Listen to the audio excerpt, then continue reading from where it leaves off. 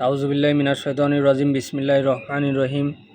আজকে আমরা দেখব, এর আগে আমরা যে বিষয়ের উপরে দেখছি যে বিবাহ সম্পর্কে আসিলাম আমরা বিবাহের ব্যাপারে।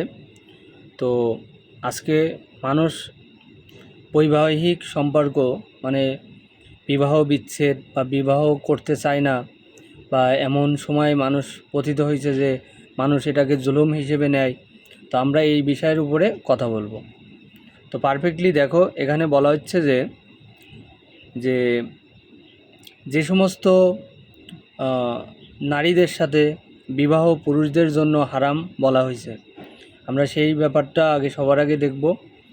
তো এখানে বলা হচ্ছে যে নসব বা রক্ত সম্পর্ক দরুন যেসব মহিলাকে বিবাহ করা হারাম তা হলো ব্যক্তিগত মা, কন্যা, বোন, ফুফু, খালা, ভ্রাতুষ্পুত্র এবং ভগ্নীপুত্র ইত্যাদি।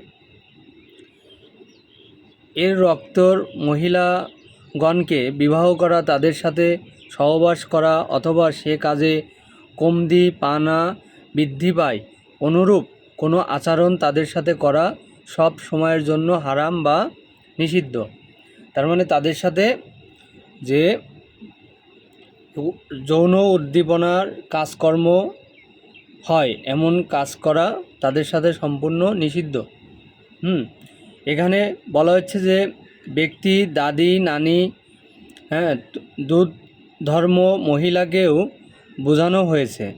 তার মানে দুধ মাতা মহিলাকেও বোঝানো হয়েছে। নিজের কন্যা, নাতনি, ছেলে বা মায়ের দিকের তদনিম্ন সম্পর্কের মহিলাদেরকেও বোঝানো হয়েছে। তার মানে ছেলের কোনো আত্মীয় স্বজনের ভিতরেও এই সম্পর্কের ভিতরে আসা যাবে না, বা দুধ মাতার আত্মীয় স্বজনকেও বোঝানো হয়েছে। তার মানে বোঝার অনেক ব্যাপার আছে। তো আজকের দিনে কলম এরকম অনেকে বাঁচে না, কাজগুলো করে ফেলে, তার দরুন কী হয়, সম্পর্কগুলো দীর্ঘস্থায়ী হয় না, টেকে না এবং খুব দ্রুত নিঃশেষ হয়ে যায়। তাহলে এখানে আরও বোঝানো হচ্ছে যে এক, পিতার সহোদরা বোন, পিতার বৈবাহিতের বোন, পিতার বৈতৃতীয় বোন, ফুফু 3 প্রকার হয়ে থাকে। তাহলে ফুফুও কয় প্রকার হয়ে থাকে? 3 প্রকার হয়ে থাকে। দাদার ফুফু, মায়ের ফুফু এবং নানির ফুফুদের অবস্থাও। তাহলে আমরা বললাম এত মাসালা সম্পর্কে আমাদের সচরাচর জ্ঞান বা ধারণা খুব কমই থাকে। এই ধরনের বিবাহ সংক্রান্ত ঘটনাগুলো তার মাসালা আমরা বেশিরভাগ মানুষই জানি না। তো তাদের সাথে এবং মহিলাগণের সাথেও বিবাহ বন্ধন নিষিদ্ধ। তবে ফুফুর ক্ষেত্রে তা দেখতে হবে যে যদি কাছের বর্তী ফুফু আপন ফুফু হয় অথবা পিতার বৈমাত্রের বোন হয় তবে ওই ফুফুর হারাম হবে। আর যদি কাছের বর্তী ফুফু তবে ওই ফুফুও হারাম হবে না। মানে দূরের ফুফুর সাথেও বিবাহ করাকে হারাম বলা হচ্ছে না, অনেক দূর হবে। খালা বলে আপন খালা, মায়ের বৈমাত্রের বোন এবং বৈপিত্রের বোন সকলেই বোঝানো হয়েছে। তাহলে মায়ের খালা, যে মায়ের বোনকেও বোঝানো হয়েছে, বা যে কাছেরও কোনো যদি খালা থাকে তাকেও বোঝানো হয়েছে। কাছের আত্মীয় স্বজনের ভিতরেও যদি কোনো খালাতো সম্পর্ক হয়ে থাকে তার সাথেও বিবাহ সম্পূর্ণ হারাম বলা হয়েছে। তবে দূরের হতে হবে। অনেক দূরের মানে একটা বংশ পরম্পরায় যদি সে দূরের হয় তাহলে তার সাথে বিবাহ হারাম না। বলা হচ্ছে যে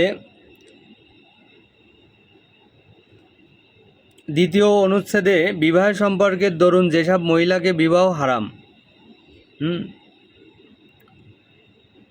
তারা 4 প্রকার: স্ত্রী, মা, দাদি, নানি ও এ সম্পর্কের মহিলা। স্ত্রী, মা, দাদি, নানি এই 4 প্রকার সাথেও কি সম্পূর্ণ হারাম বলা হয়েছে।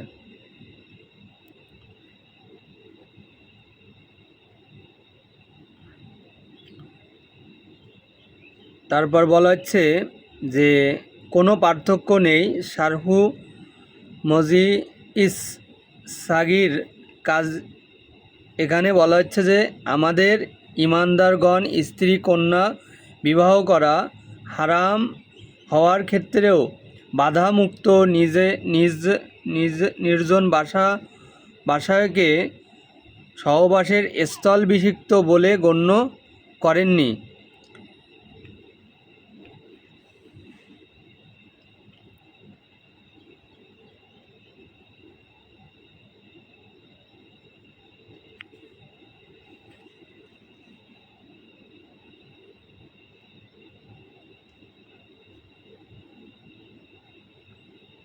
যে সমস্ত মোহরগুলো যেন কি হয়, ওয়াজিব হয়। হ্যাঁ, যে কিভাবে, যে স্ত্রীর পুত্রের স্ত্রী, পুত্রের স্ত্রী, দৌহিত্রের স্ত্রী এবং তদ্নিম্ন মহিলাগণ তাদের বিবাহবন্ধন হারাম। এক্ষেত্রে চাই পুত্র স্ত্রীর সাথেও সহবাস করুক বা না করুক, পালক পুত্রের স্ত্রীর ব্যাপারেও জন্য হারাম নয়। হ্যাঁ,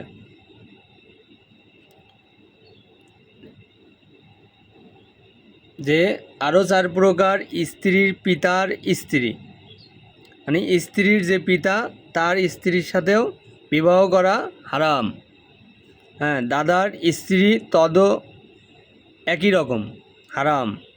মহিলাগণ উপরোক্ত মহিলাগণের সাথেও বিবাহ বন্ধন এবং সাহাবাস ব্যবহার হারাম। যে এই ঘটনাগুলো বোঝানো হচ্ছে যে এমন সময়ও পরিস্থিতি ছিল যখন যুদ্ধের কারণে অনেকে মারা গেছে, যার কারণে তাদের খুব কাছের আত্মীয়রা, দূরের আত্মীয় খুব কাছে, তখন সেই সমস্ত নারীদেরকে হারামের কথা বলা হচ্ছে। হ্যাঁ, এখনও এটা আছে, এই নিয়মই থাকবে। কিন্তু এই যে আমাদের এখানে বোঝা লাগবে যে বিবাহের দ্বারা অসম্ভবও নয়। কেউ যদি বিবাহের ফাসিদের মাধ্যমে কোনো মহিলাকে বিবাহ করে তবে শুধু বিবাহের কারণে কন্যার স্বামীর উপর স্ত্রী মাকে বিবাহ করা হারাম হবে না। কেউ যদি বিবাহের ফাসিদের মাধ্যমে কোনো মহিলাকে বিবাহ করে তবে শুধু বিবাহের কারণেও কন্যার স্বামীর উপর স্ত্রীর মাকে বিবাহ করাকে হারাম হবে না। এক্ষেত্রে সহবাস করলে হারাম হবে।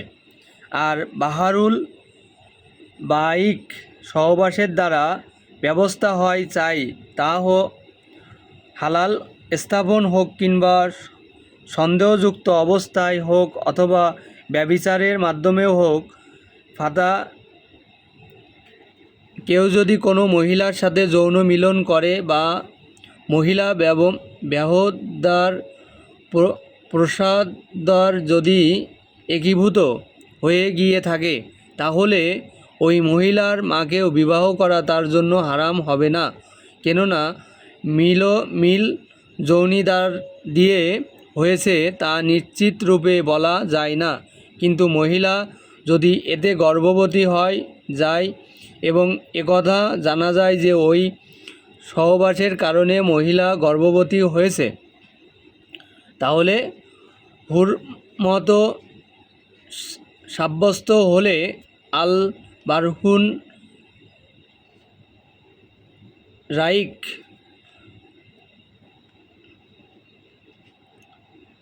প্রমাণিত হয়। তেমনিভাবে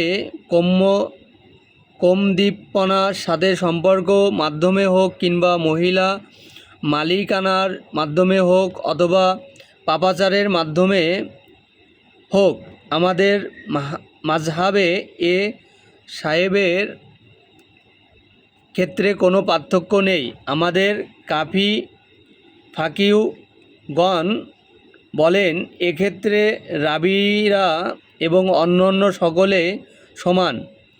জখিরা কম্মদীপানার সাথে মুশারাতার চুম্বন হুকুমের অন্তর্ভুক্ত। মুআনার হুকুম অনুরূপে পাতাওয়ালে কাজীখানা কাম বাসনা মহিলাকে দাঁত নিয়ে কামড় দেওয়ার হুকুমে অন্তর্ভুক্ত। খোলাসা: কোনো মহিলা যদি কামনা বাসনার সাথে পুরুষের যৌন অঙ্গের প্রতি নজর করে অথবা তাকে স্পর্শ করে কিংবা তাকে চুম্বন করে তাহলে এতেও সম্ভবত হবে আল জাহারু আত ন্যায় বিশেষ অঙ্গ ছাড়া বাকি অঙ্গের প্রতি নজর করা দ্বারা সাব্যস্ত হয় না। অবশ্যই কাম্য দীপ্তির সাথে হলেও প্রমাণিত হয় না। অবশ্যই এর সাথে প্রমাণিত হবে, এতে কারো দ্বিমত নেই। বাধায় যৌন অঙ্গের প্রতি নজরের ক্ষেত্রে মহিলারা গুপ্ত অঙ্গের অভ্যন্তরে নজর করা হচ্ছে দ্রুতবা বিষয়ে বিদাত এবং বিদায় এর উপরই ফাতায়েলে থাকবে। কোনো মহিলা দণ্ডায়মান অবস্থায় ছিল, এ সময় কেউ তার যৌন অঙ্গের প্রতি নজর করলে এতে সাব্যস্ত হবে না। বস্তু মহিলা হেলান দিয়ে বসবাস থাকলেও তার যৌন অঙ্গের অভ্যন্তরে নজর পতিত হয়ে থাকে